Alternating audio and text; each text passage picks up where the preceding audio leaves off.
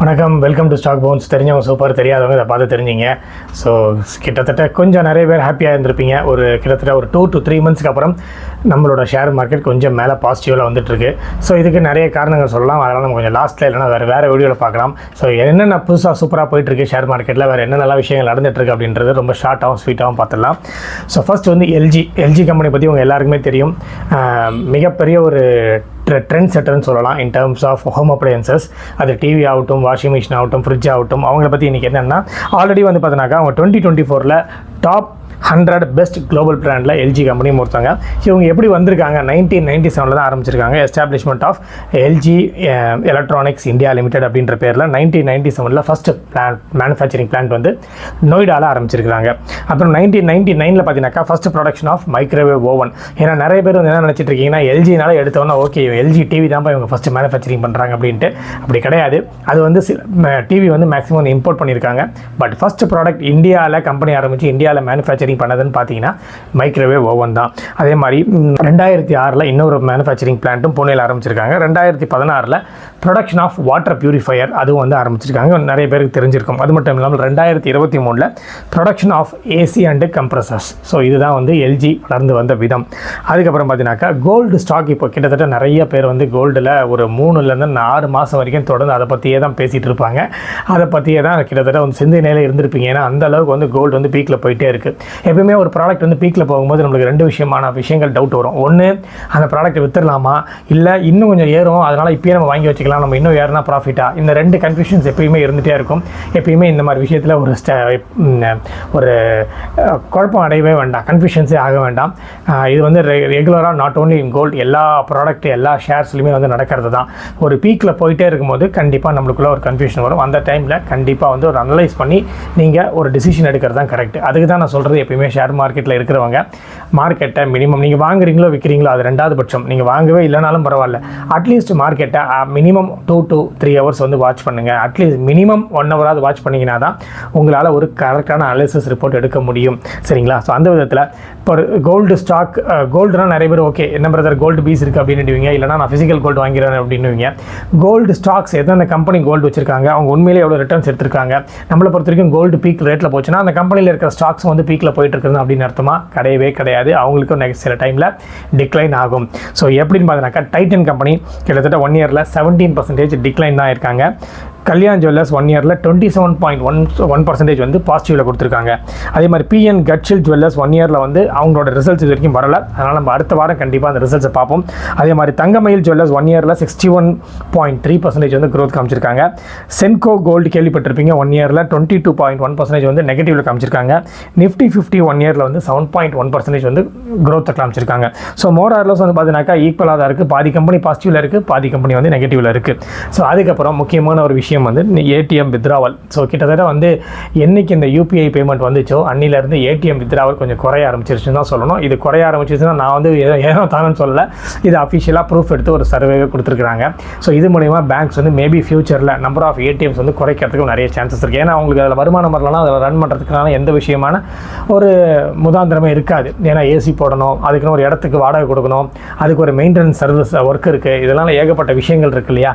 So ஏன் அது சொல்ல வரேன்னா, ஜனவரி 2023 அப்படின்னு பார்த்தீங்கன்னாக்கா இந்த 2023 வச்சுக்கேன், ஜனவரி கொண்டு வச்சுக்க வேண்டாம். 2023 மொத்தம் டிரான்சாக்ஷன்ஸ் ஏடிஎம்மில் 57.1 crores நடந்திருக்கு. அது மட்டும் இல்லாமல் 2024 52.7 crores நடந்திருக்கு. கொஞ்சம் கொஞ்சமாக குறைஞ்சிட்டே வந்துட்டு இருக்கு. நல்லா பாருங்கள், 2025 48.8 crores வந்து தான் காமிச்சிருக்காங்க டிரான்சாக்ஷன்ஸ். உங்களுக்கு நாட்கள் இறங்கன்னு பார்த்தீங்கன்னாக்கா உங்களுக்கு வந்து டிரான்சாக்ஷன்ஸ் வந்து கம்மியாகிட்டு தான் இருக்குது. இதுக்கான நிறைய விஷயங்கள் என்ன சொல்ல வராங்கன்னா, ஃபஸ்ட்டு வந்து யூபிஐ டிரான்சாக்ஷன்ஸ் தான். எல்லாருமே வந்து கேஷ்லெஸ் டிரான்சாக்ஷன், டிஜிட்டல் டிரான்சாக்ஷன் பண்ணுறதுனால ஏடிஎம்மில் போய் யாரும் கேஷ் எடுத்து இன்னொருத்தருக்கு கொடுக்குறதோ இல்லை வேறு ஒருத்தவங்க வாங்குறதோ இந்த மாதிரி விஷயங்கள் நடக்கிறது கம்மியாகிட்டே வருது அப்படின்னு சொல்ல வராங்க. இது உங்களோட பார்வைன்றது மறக்காமல் கமெண்ட் செக்ஷனில் கமெண்ட் பண்ணுங்கள். இதில் எந்த பேங்க் ஹையஸ்ட் டிரான்சாக்ஷன் நடந்திருக்கு, எந்த பேங்க்கில் கம்மியான டிரான்சாக்ஷன் நடந்துட்டுருக்குன்னு அந்த வீடியோவில் எண்ட்லையும் சொல்லுறேன். உங்களுக்கு உண்மையிலே நீங்கள் அந்த பேங்க்கில் இருக்கிறீங்களான்றதையும் பார்த்துக்குங்க. ஸோ ஏன் இதை நான் சொல்ல வரேன்னா, இது மேபி இப்போ நீங்கள் அந்த பேங்க் வச்சுருந்தீங்கன்னு வச்சிங்களா, மேபி அவங்க தான் கம்மியான டிரான்சாக்ஷன் வச்சிருக்காங்க அப்படின்னா இன்னும் கொஞ்சம் நேரத்தில் கொஞ்சம் கொஞ்சமாக அவங்களோட ஏடிஎம் குறைக்கிறதுக்கு நிறைய சான்சஸ் இருக்குது. நீங்கள் கொஞ்சம் அலர்ட்டாக ஜெயிண்ட்டாகவும் இருந்துக்கலாம், அதுக்காக நான் சொல்ல வரேன். ஸோ அதுக்கு அடுத்தது வந்து பார்த்தீங்கன்னாக்கா மிகப்பெரிய இன்சூரன்ஸ் ஜெயிண்ட் யார், நம்மளோட எல்ஐசி தான், சொல்ல வேண்டியதே கிடையாது. 40-49% ஸ்டேக் வந்து மணிபால் சிக்னா அப்படின்ற கம்பெனிக்கு கிட்டத்தட்ட 3.5K crores வந்து ஒரு பேரம் பேசியிருக்காங்க. மேபி இது வந்து ஒன்று ஃபைனலைஸ் ஆகலை. இவங்க வந்து யாருன்னு கேட்டாக்கா இந்த மணிபால் சிக்னான்றவங்க ஒரு ஹெல்த் இன்சூரன்ஸ் கம்பெனி, ஒரு ஜெயிண்ட்னு கூட சொல்லலாம். ஸோ அதுக்கப்புறம் ரெனியூபிள் எனர்ஜிங்க. இந்த ரெனியூபிள் எனர்ஜி வந்து கிட்டத்தட்ட லாஸ்ட் 10 இயர்ஸில் வந்து எப்படிலாம் பண்ணணுமோ அந்த அளவுக்கு ஸ்டேட் வந்து போட்டி போட்டுக்கிட்டு பண்ணுறாங்க. ஸோ நாங்கள் வந்து எங்கள் ஸ்டேட் வந்து நம்பர் 1 மாநிலமாக்குறோம், நாங்கள் வந்து எங்கள் ஸ்டேட்டை நம்பர் 1 மாநிலமாக்குறோம் in terms of environmental, eco friendly, renewable energy, இந்த மாதிரி நிறைய கண்டிஷன்ஸில் இருக்குது. ஸோ அதே மாதிரி இன்றைக்கி நம்ம பார்க்க போகிறது இந்த ரெனியூபிள் எனர்ஜியில் டாப் 10 ஸ்டேட்ஸ் எவ்வளோ in terms of GDP, in terms of giving to the government. இந்தியாவுக்காக எத்தனை பேர் வந்து இந்த ரெனியூபிள் எனர்ஜி எந்த ஸ்டேட் வந்து அதிகமாக பண்ணியிருக்காங்க அப்படின்றதையும் பார்க்கலாம். ஸோ ராஜஸ்தான்னா ஹையஸ்ட் இருக்குது, 20.3% தாங்க அதிகபட்சமாக இருக்குது. மகாராஷ்டிரா 11.8%, குஜராத் 10.5%, கர்நாடகா 9.8%, ஆந்திர பிரதேஷ் 7.9%, ஜம்மு அண்ட் காஷ்மீர் 6.0%, மத்திய பிரதேஷ் 5.8%. என்ன பிரதர் தமிழ்நாடே வரலையே அப்படின்றீங்களா? அடுத்த தமிழ்நாடு தான் 5.6%, தெலுங்கானா 3.7%, ஏபி 2.9%. ஸோ கண்டிப்பாக இந்த ஒரு பர்சன்டேஜ் வந்து வரும் காலங்களில் சேஞ்சஸ் நிறைய மாறும். இந்த ஸ்டேட் மேலே வரும், இந்த ஸ்டேட்டு கீழே போகும், நிறைய சேஞ்சஸ் நடக்கிறதுக்கு நிறைய சான்சஸ் இருக்குது.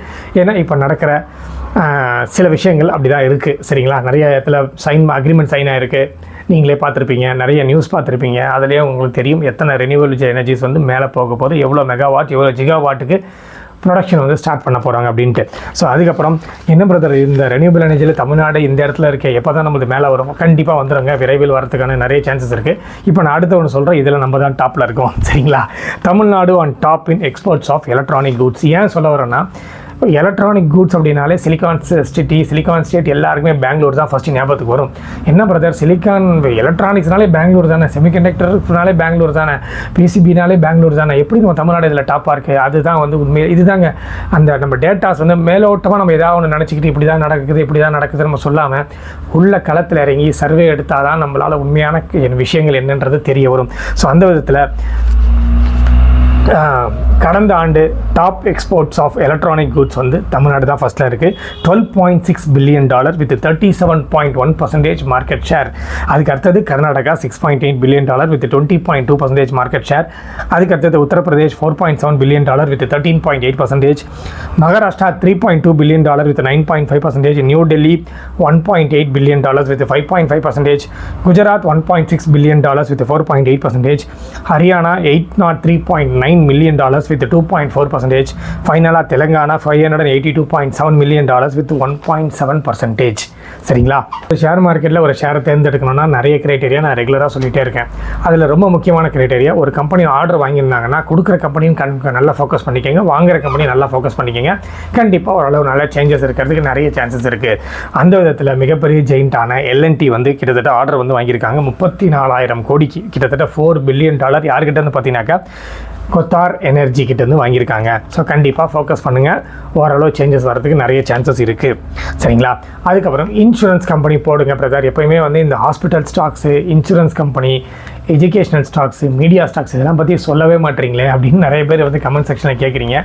ஸோ உங்களுக்காக ஒரு 3 monthஸில் ஓரளவு க்ரோத் கொடுத்த ஒரு இன்சூரன்ஸ் கம்பெனி பற்றி சில கம்பெனி சொல்கிறேன். ஏன் சொல்கிறேன்னா, ஆக்சுவலாக வந்து இவ்வளோ க்ரோத் கொடுத்துருக்காங்க, நம்ம இதை ஃபோக்கஸ் பண்ணலாமா அப்படின்றது கிடையாது. சில பேருக்கு செக்டார் தெரியுது, ஆனால் அந்த செக்டாரில் என்னென்னலாம் கம்பெனி இருக்குன்றது தெரிய மாட்டேங்குது. ஸோ அதுக்கு நான் ஒரு கிரைட்டேரியாவும் சொல்லியிருக்கேன்.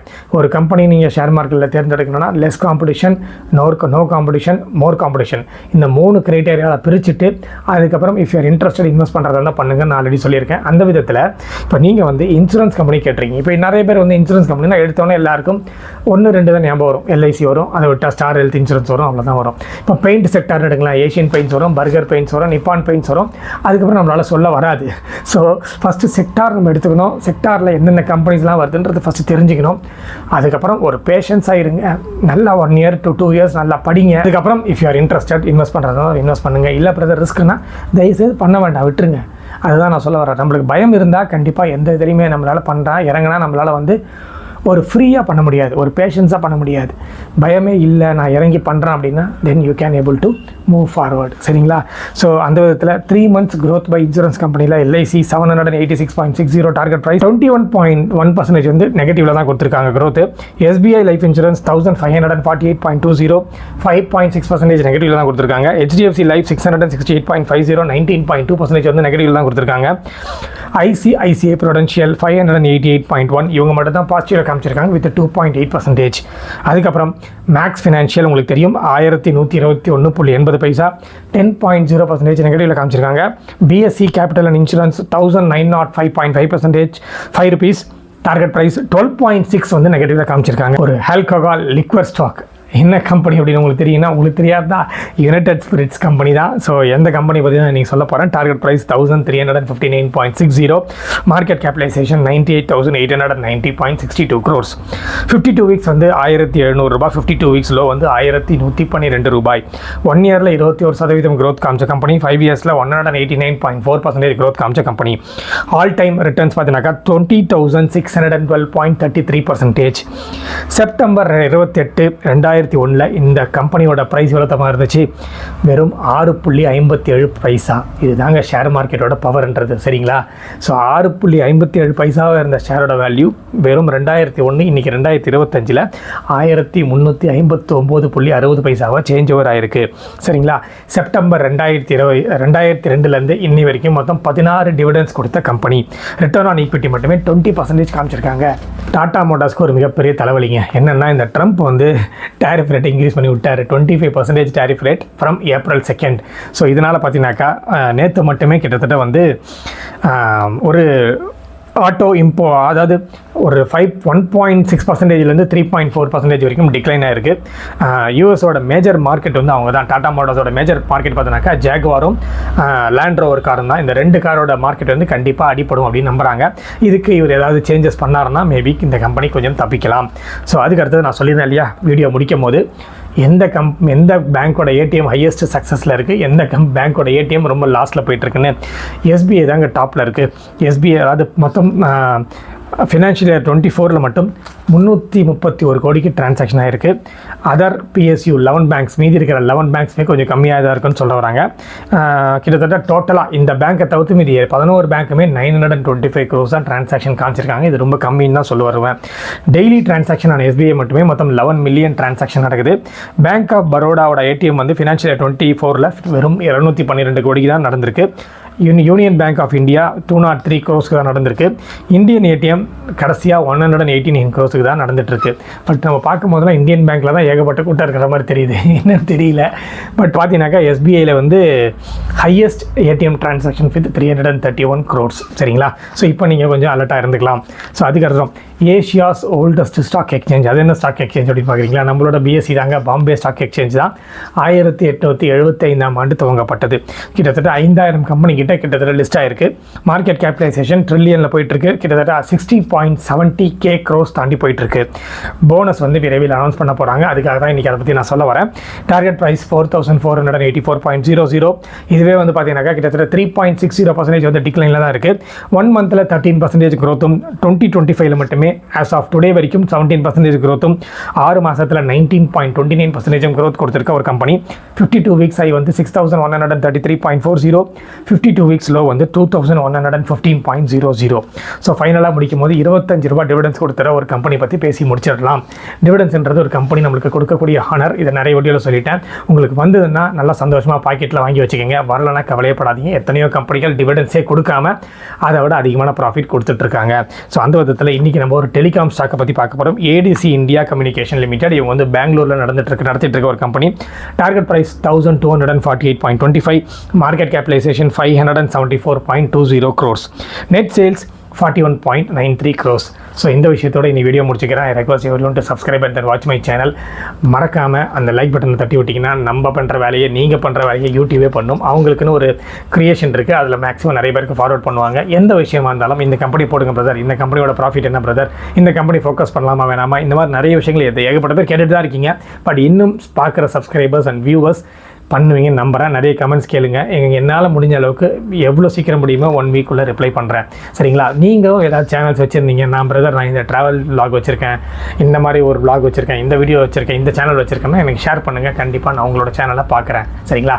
ஸோ அடுத்த ஒரு ஃபென்டாஸ்டிக் வீடியோ சந்திக்கலாம். நன்றி, வணக்கம்.